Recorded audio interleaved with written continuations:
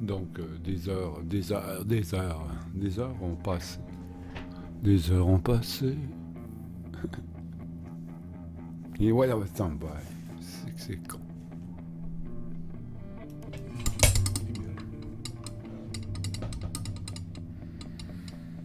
Oh, ah. Oh, ah. Make my day. Make my day. Make my day. Make my day. Oh, ah. Plusieurs vieux rock. Non, c'est pas des rock, c'est du rock ça. C'est plutôt de l'électronique, du techtrotonique. Ah non, non. Là, il prononce comme il faut. C'est du tech. Attends. Ah non, non. Je l'avais plus. J'avais une sorte de playlist tantôt. C'était super bon. Ah, bien qu'à regarder mon historique. Tu arrives à l'historique, tu vois, t'es allé voir ceci, cela, ceci, cela. Ah, il n'y a pas d'historique là. Hein, pourquoi il n'y a pas ça? Peut-être parce que je l'ai pris dans l'autre browser. Non, j'arrête. J'arrête de foirer. Une minute. Je vais me mettre au niveau de ma parole. Au niveau de... Comme je suis à l'aise, assis sur ma chaise et déblatérant la vérité en ce 18 janvier 2024. 2024, c'est supposé être la dernière année sur Terre.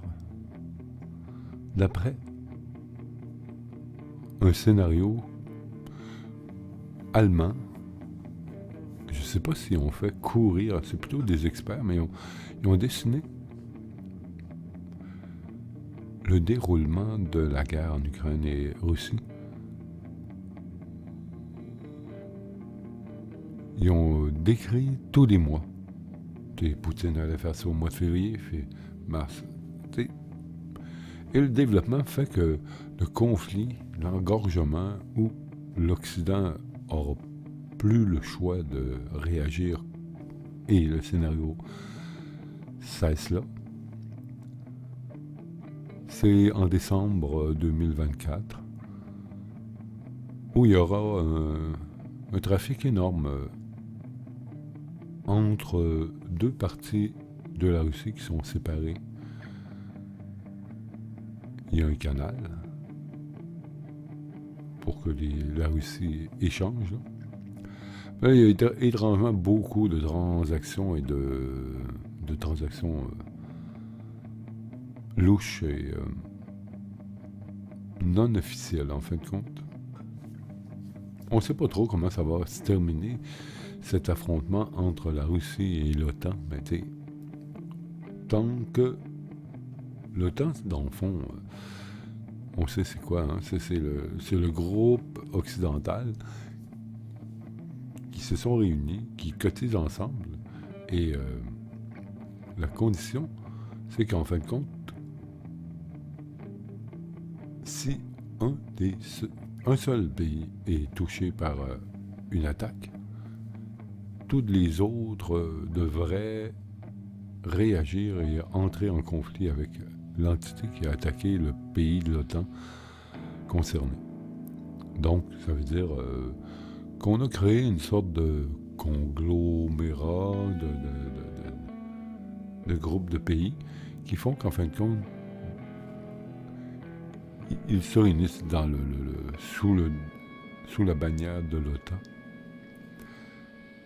Mais si on comprend bien, ils jouent à être un méga pays. Un méga pays qui, déjà, comme les États-Unis font partie de l'OTAN, et que c'est le pays le plus puissant, militairement parlant.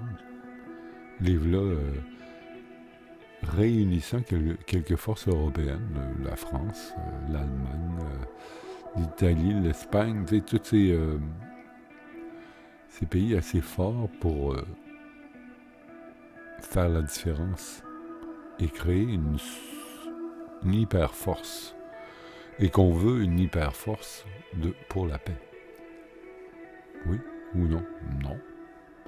C'est justement une entité qui, c'est le propos poutinien, qui déteste cette exploitation de l'OTAN, surtout ce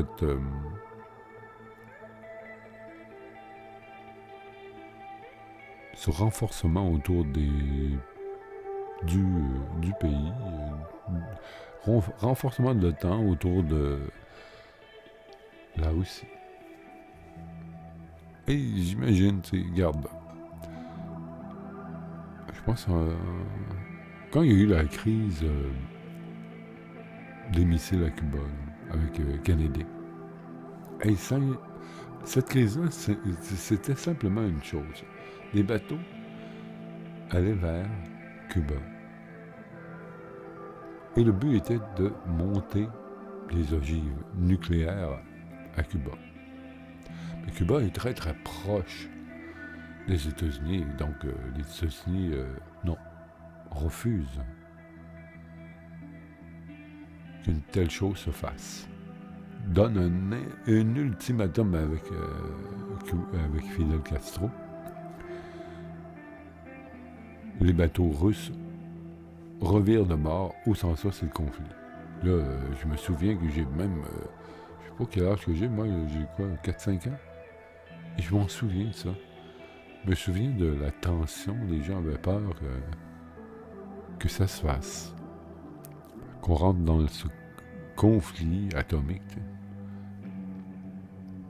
Donc, on avait bien peur, mais ça ne s'est pas arrivé, mais ça nous est venu à l'esprit. Tu sais, les Américains ont lancé ça sur Nagasaki et Hiroshima. Donc, c'est le seul peuple qui a décidé de tester la bombe atomique sur des gens. Et ça a été un franc succès. Ça a fait à peu près autant de victimes. Ah non, plus que ça. Non, on n'ira pas chercher. On s'en fout des chiffres. C'est ta mère qui était sous les bombes. Et seulement ça pourrait compter. Moi, j'imagine tout le temps ça. Quand je vois les scènes de guerre, j'ai l'automatique sentiment déclenché de dire hey, j'espère que ça m'arrivera jamais ou une autre chose comme ça. Ah, on sait bien, eux autres sont dans la misère là-bas, tu sais. Ils savent prendre les coups. Mettons, tu sais. Fuck. Non. Et on se met pas dans la peau des autres. Quand je pense que des gens peuvent vivre dans un camp de réfugiés pendant 3-4 ans, tu sais, aïe, aïe. Bonjour ma brosse à dents, hein? Mon petit confort, puis aïe, aïe, tu sais, je te jure, je l'évoque seulement, là, puis j'en reviens pas. J'en reviens, oui, je comprends que les personnes, chaque personne, quand t'as pas le choix, là, t'es résilient. À moins que tu sois pas capable de... T'as un problème, là. Un problème de... Je sais pas dire ça. Un problème peut-être de volonté, de gestion de la volonté. Sinon, j'ai l'impression que je pop. Je regarde, quand je parle, je vois le dessin de ma voix qui se dessine. Là, je vois la force. Je vois aussi la forme des sons. Et, mettons, si je... Mettons, je fais ça de même, je n'étais même pas devant l'écran. OK. La forme d'un son, plus c'est aigu, plus c'est une ligne. Là, je vois ça. Oh, une grande ligne. pas une grande ligne, mais tu sais, très mince. Alors, là, je vois comme une sorte de forme. Et si je me rapproche, il y a plein de vibrations. Et des vibrations, on sent, on voit le dessin du résonnement d'une guitare, des cordes d'une guitare, ou bien la voix, ouais, je me guide de ça. Mettons quand je parle, mettons, bon, si j'avais un micro assez, il y en a là qui sont très, très, très, je toucherais le micro, poup, puis je muterais, là, puis on m'entendra pas tousser, puis là, je retoucherais le micro comme ça, tu sais. On m'a entendu toucher le micro? Peut-être pas. Plus le micro est bien fait, plus tu le touches, puis hey. Il y en a d'autres sortes de micros aussi qui, peut-être, pourraient filtrer les bruits aux alentours, tu sais. Réellement, avec un amplificateur intelligent, filtrant, comprenant qu'il y a un camion qui recule en arrière, puis que c'est touché. J'ai l'impression, ben, c'est même pas ici, là, quand je parle avec un micro très très sensible, qu'on appelle un condensateur. Parce qu'il y a une capsule très large, avec une pellicule, je sais pas comment ils tendent ça, cette pellicule-là. Ça peut être même revêtu d'or. Les plus grands, ben, tu sais, j'imagine que l'or est souple et résistant. Je sais pas si ça prend justement, effectivement. Ces micros-là peuvent facilement briser avec une surtension, mais pas autant qu'un micro à ruban. Tu sais, un ruban, on sait c'est quoi un ruban. Et ce ruban-là est tiré, au lieu d'être une capsule, et que ça semble, je sais pas moi, une peau tendue dans un cercle. Le ruban, lui, est tendu de haut en bas, puis, ou de haut en bas, je sais pas, mais tu sais, négatif, positif, puis ça c'est fragile. Mais ça a un son typiquement très, très vintage. Et, curieusement, le vintage, c'est tout le temps quelque chose qui est prisé, et ces temps-ci, c'est vraiment bizarre. Dans le fond, c'est peut-être un marketing du vieux, c'est pour recycler des choses, mais il y a un certain charme à aller chercher des choses usagées. Mais je suis d'accord quand ça n'a pas l'air usé. T'sais. Quand ça a l'air neuf, ça risque des fois les gens ont acheté quelque chose. Ils n'ont pas fait la manœuvre du retour, mais ils l'ont pas mis parce que c'était pas la bonne grandeur. Finalement, ils l'ont donné. Moi, m'est arrivé une fois, c'est vraiment un hasard, hein, mais c'était dans justement une friperie. Et jamais je pensais acheter des souliers dans une friperie, des souliers usagés au secours. Mais non, il y avait des Merrell qui valaient une fortune que je paye 10 alors que ça vaut 150. Mais il était 9,99. Il était de ma grandeur. C'est là que j'ai compris combien on était bien dans des bons souliers bien faits. Maintenant dessinés souvent par le IA, beau en plus, stylisé. Ça vaut la peine. Il s'agit de trouver soulier à ton pied. C'est-à-dire, par exemple, moi, j'aime bien les souliers de la marque Keen. Mais, disons, grosso modo, les Keen vont bien, mais parce que c'est des bons, sont bien faits, mon pied est confortable. Ben, je marche mal avec quand même. Mais je marche, c'est bizarre. J'ai l'impression, disons que le Keen, les Keen, tes bottes et souliers, la plupart du temps, quand je les mets, j'ai l'impression d'être dans un sabot amélioré, mais tu sais, moulé dans un carcan assez forcé, avec une grosse, pas une grosse, mais une bonne,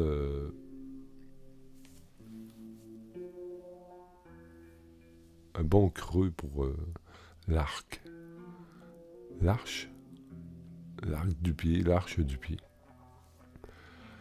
C'est quand tu prends un soulier qui est très plat. Moi, je marche pas 3 km avec ça. Ça me torture le pied puis ça dépend. Ça peut me créer des crampes. T'sais. Donc, ça me prend un soulier très solide. C'est ça, liquide, ça me va, mais je trouve que je suis rigide des hanches, des jambes. Alors que les Merrell, on dirait vraiment que ça me fit.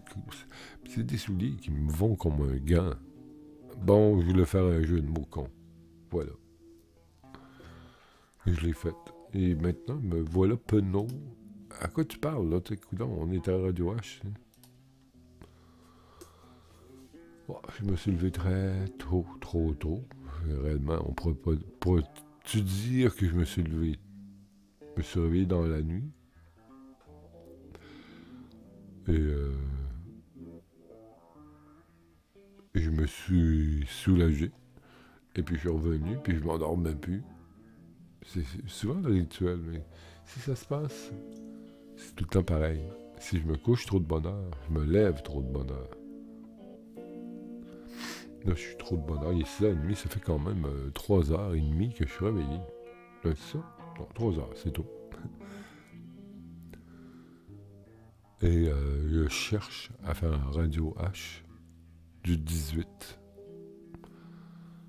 Et quoi? Moi non, mais la seule chose que je fais ces temps-ci, c'est réellement un test de micro. Bon, pas seulement, mais tu sais. Je cherche une forme, comme je te dis. Je fais pas trop de revues, c'est correct. Si vous n'êtes pas en. J'allais faire refaire le Green Crush de OS1 Green Crush. Et puis je suis allé voir celui que j'avais fait. C'était tout à fait, à part le taux de THC qui était un peu plus bas à l'autre, c'était tout à fait ce que j'ai à dire sur ce pote-là. Bon, au début, comme toutes les potes, quand on trouve le pot, l'once, c'était ouais, on passait un bon quart d'heure, mais tout à coup, une sorte de vitesse. Tu sais, ouais.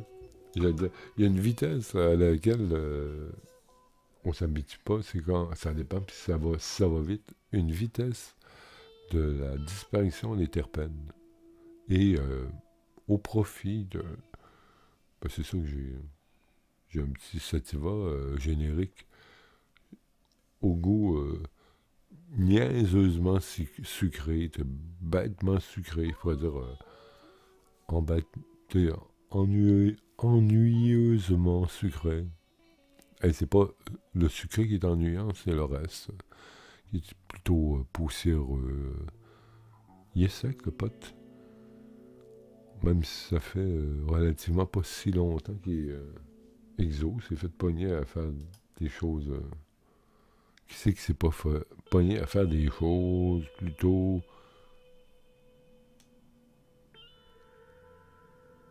illégales, dans le fond, c'est ce que je veux dire, illégal. Illégal! Ben, j'ai vraiment rien à dire aujourd'hui. Ouais.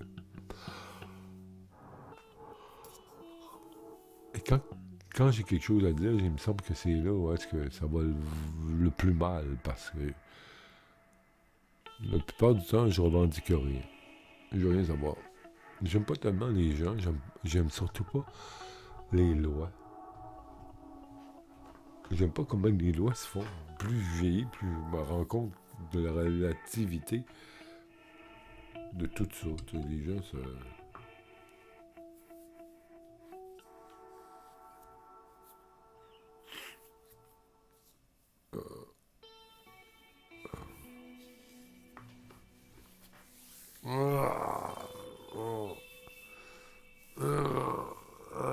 C'est de l'arthrose, l'arthrite dans la face.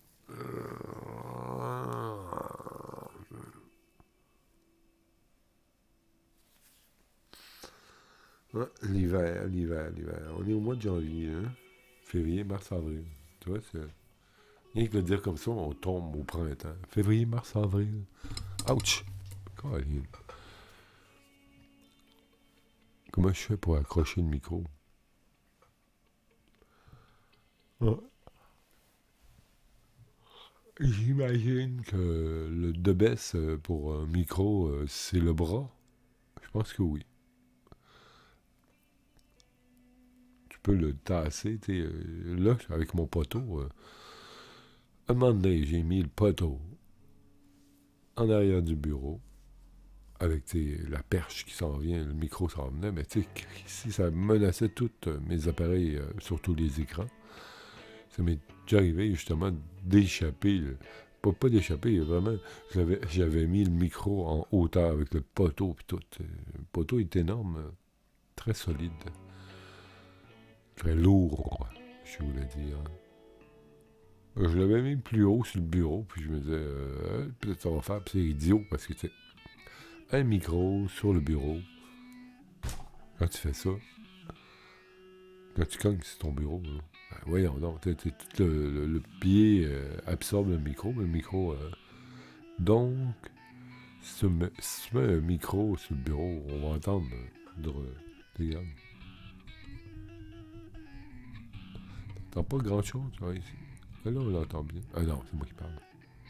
Je sais pas qu'est-ce qu'on entend. Tu sais, mettons, je touche le micro, je me mets à la manivelle. Et je touche, mettons, au poteau, comme ça. Là, faut pas que je touche trop parce que le micro, il rebondit sur ses élastiques. Si je touche le micro comme ça, qu'est-ce que ça fait? Je le vois, là, que ça fait un bruit. C'est un micro probablement assez sensible, trop sensible. J'ai joué à travers la capsule, là. C'est quasiment la première fois que je le vois. L'ombre chinoise de la capsule. Il y a certains micros même que c'est la capsule qui est sortie comme une boule, là, comme les micros bleus, tu sais. C'est très laid. C'est absolument inutile. Il y a des designs avec le Yeti. Tu sais, qu'ils mettaient, c'est pour les blogueurs, les vlogueurs, les influenceurs. Les micros, tu sais, sur table, tu sais, ils ont l'air des petits bonhommes, là, avec un pied. Puis les gens, un peu, je pense que, si je me souviens bien, Autoroute 420 avait un micro comme ça. Il avait l'air tout fier de l'avoir. Moi, je vois. C'est foireux avoir un micro comme ça. J'en ai vu un beau, il est beau au Kixing, puis il y avait même le défaut exactement étrange que le pare-choc du micro était vissé au micro. Burk. Mais à part de ça, il était beau le micro, il était rouge à l'intérieur. Oh, je le trouvais très beau. Puis, non, ben, tu sais, il me tentait, tu sais. Rien parce qu'il était en vente, mais pas à peu près, là, tu sais. C'est une belle vente. Mais quand j'ai vu que...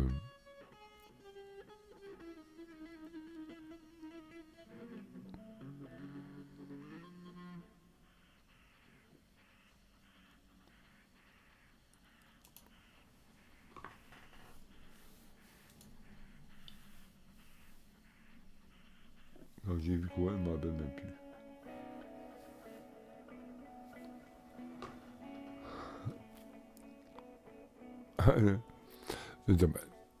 Rien qu'un exemple, j'aime ça en parler. C'est dans la vraie vie, puis c'est faux, en fin de compte. Moi, quand, à l'époque que je chattais, tu sais, à outrance, non, mais tu sais, je voyais une sorte de plaisir que je vois encore. Mais mon Dieu, que ça génère du vide. Je veux dire, le vide de toi être assis là, puis d'écouter, ou même de vouloir réagir. T'es occupé à taper des mots intelligents, des bonnes blagues pendant 3, 4, 5 heures. Oh, t'es con. Mais, tu sais, quand tu te décides à aller te taper une série télévisée, tu taper un film plate, t'sais, c'est un compromis à dire, ben regarde, je m'emmerde tellement que je vais aller fait exploser les feux d'artifice, je veux que ça marche, je m'ennuie. Ben tout à coup, qu'allumer la télé, qu'allumer de partir intérieurement, tout à coup, ça te dit plus rien. Ça te dérange même, ça te déprime. Fait que donc, ouais, peut-être tu peux te dire, hey, je pourrais aller jouer à un jeu vidéo. C'est de ce tempérament-là. Il y a une gang que je connais que. Non. Mais il y a une gang qui y vont. Ils peuvent jouer au Scrabble. Là. Ça reste que c'est un jeu vidéo pareil. Et donc, ils se trouvent des activités vides de sens. Pas vides de sens, mais disons pas trop compromettantes. Hein, qui fait passer le temps. Dans le fond, je vais dire, au sacrilège, on adore faire passer le temps. Puis si le doc vient de dire, hey, il te reste plus rien que 2 semaines à vivre, tu t'aperçois que cette habitude de toujours vouloir passer le temps est un sacrilège. Hein. C'est un sacrilège dans le sens. Est-ce qu'on pourrait réellement apprécier la vie? Est-ce qu'on pourrait apprécier la vie? Est-ce que ça se peut, ça? J'en vois pas beaucoup qui apprécient la vie. La vie en tant que vie, pas en tant qu'organisation sociale ou en tant qu'organisation, comme je veux dire, pas en tant que...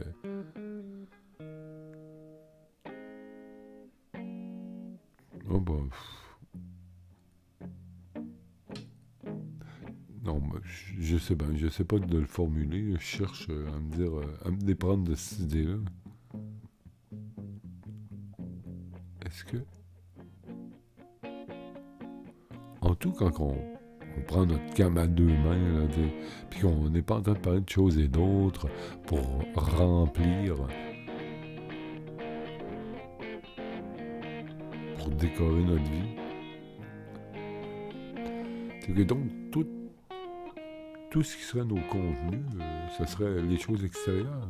Est-ce que ça se peut qu'on aurait un contenu, tu sais, le contenu premier que je souhaiterais?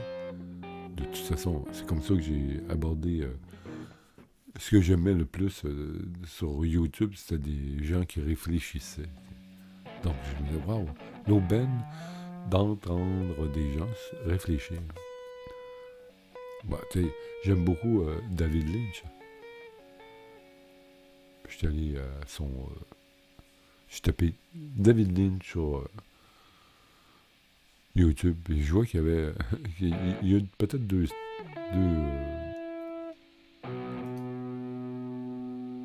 j'ai dit ça.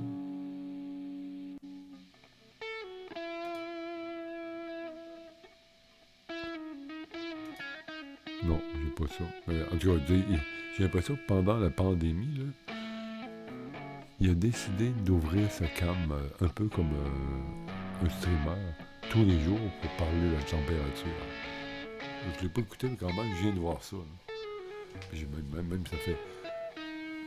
David Lynch, c'est un réalisateur, un grand réalisateur. Je trouve ça...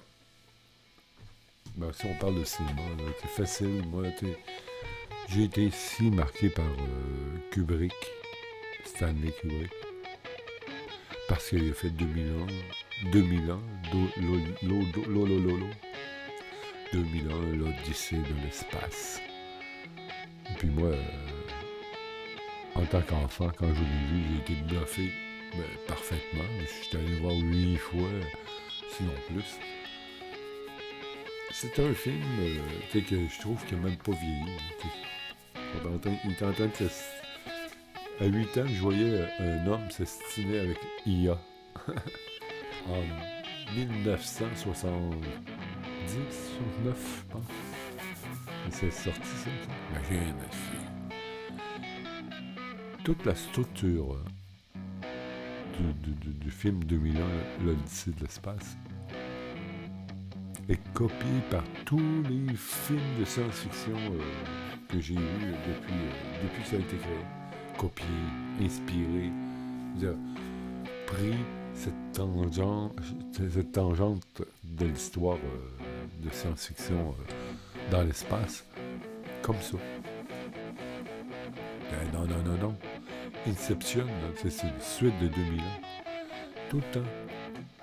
Quand tu regarderas, tu sais, je veux dire, dans le sens, 2000 ans, ils sont réelle explication. Heureusement, ça reste que ça se veut une sorte de métaphore, de légende ou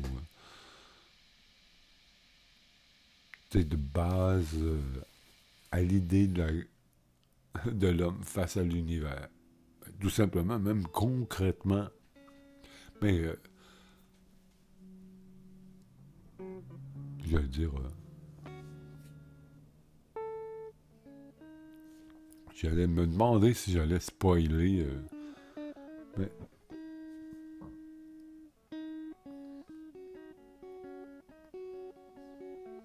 la grande vérité, peut-être dans 2000 ans, c'est de suggérer qu'on ait un produit, notre intelligence en tout cas, notre réveil à l'intelligence, a été provoqué par des extraterrestres. Ou peut-être qu'on ne comprend pas, là, on n'a absolument pas la description des extraterrestres qui auraient fait ça. C'est même peut-être sont morts et ils ont laissé des machines, des plaques noires qui sont en fin de compte, au bout du compte, quand tu regardes le film, la plaque noire,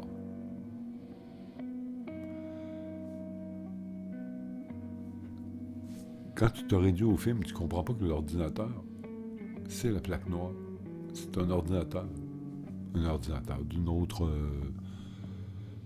il y a deux plaques noires pour de vrai. Ben là, tu sais qu'il y a deux plaques noires seulement parce que les explications sont... Non, tu le sais. Finalement, la plaque noire qui avait été enterrée dans la Lune, dans le terrain de la Lune, lance un signal. Mais si on ne comprend pas ça dans le film, on voit les gens qui entendent le signal, qui ont mal aux oreilles, malgré leur appareil.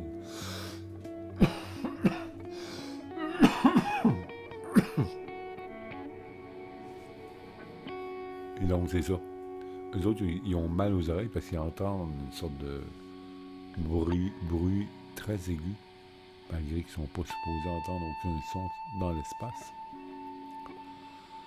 Et en réalité, en réalité de la fiction qui est créée là-bas, ils ont décidé de...